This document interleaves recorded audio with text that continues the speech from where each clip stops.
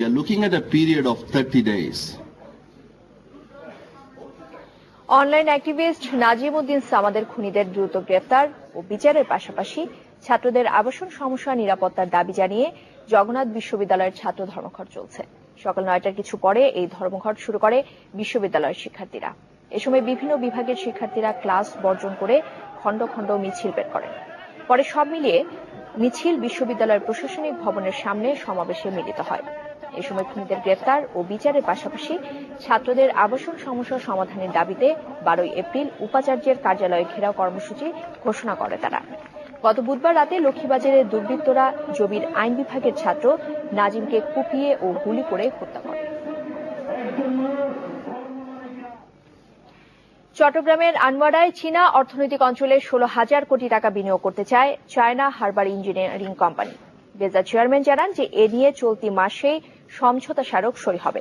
তবে বিশ্লেষকরা বলছেন যে যোগাযোগ অবকাঠামো খাতের উন্নয়নে সমন্বিত উদ্যোগ না নিলে এই বিনিয়োগের পুরোপুরি সুফল মিলবে না। মোর্শেদ হাসিবের প্রতিবেদন। চট্টগ্রামের আনোয়ারা শাহ আমানত বিমানবন্দর থেকে মাত্র 20 মিনিটের পথ, কাছে সাঙ্গু ও কর্ণফুলী নদী। যোগাযোগের এমন সুবিধার কথা ভেবেই 2014 সালে প্রধানমন্ত্রী সফরের সময় ওই এলাকায় অর্থনৈতিক ও শিল্প অঞ্চল তৈরিতে আগ্রহ দেখায় চীন। ওই বছরের ডিসেম্বরেই এই কাজের জন্য চায়না হারবার ইঞ্জিনিয়ারিং কোম্পানিকে প্রাথমিক মনোনয়ন দেয় দেশটির ঢাকা দূতাবাস। এর পরের বছর চায়না হারবার তাদের আগ্রহের কথা জানিয়ে বাংলাদেশ অর্থনৈতিক অঞ্চল কর্তৃপক্ষ বেজাকে চিঠি দেয় কোম্পানিটি। এর প্রেক্ষিতে কোম্পানিটির সাথে মিলে প্রধানমন্ত্রীর কার্যালয়ে একটি যৌথ পরিকল্পনা দেয় বেজা।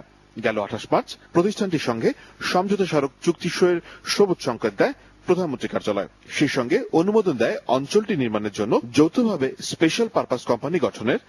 বেজার আপনার সেখানে 30% ইকুইটি থাকবে, আর সেটা হবে আমার জমির মূল্যের ভিত্তিতে, এবং পেইড আপ ক্যাপিটালে যে ডেভেলপমেন্টের জন্য, জোন ডেভেলপমেন্টের জন্য যে অর্থটা দেবে চায়না হারবার, সেটার ভিত্তিতে তার 70% বা দুইটা অ্যাডজাস্ট হইতে পারে, কম বেশি সেটা হইতে পারে, আপনার তাদের ইকুইটি থাকবে।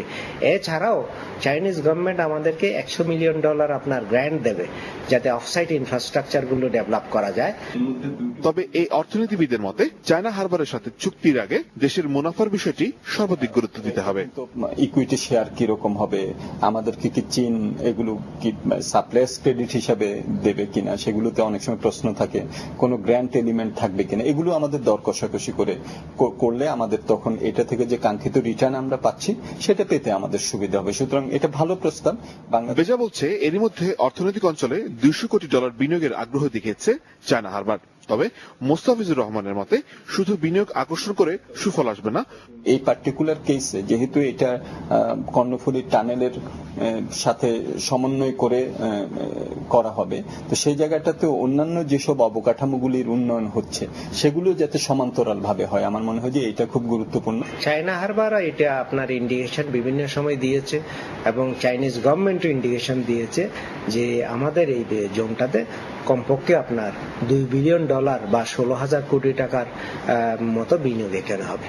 চলতি মাসেই চায়না হারবারের সাথে যৌথ উদ্যোগে স্পেশাল পারপাস কোম্পানি ও সমঝোতা স্মারক চুক্তি সইয়ের কথাও জানান বেজা চেয়ারম্যান। এই মাসেই এমইও হবে এবং আপনার এসপিসিটাও গঠন হয়ে যাবে। মোর্শেদ হাসিব, চ্যানেল 24, ঢাকা। মহিলা ও শিশু বিষয়ক প্রতিমন্ত্রী মেহের আফরোজ চুমকি বলেছেন, দরিদ্রতার কারণেই দেশে শিশু শ্রমের হার কমানো যাচ্ছে না। সকালে রাজধানীর সিডাম মিলনায়তনে শিশু শ্রম বিষয়ে এক গবেষণা প্রতিবেদনে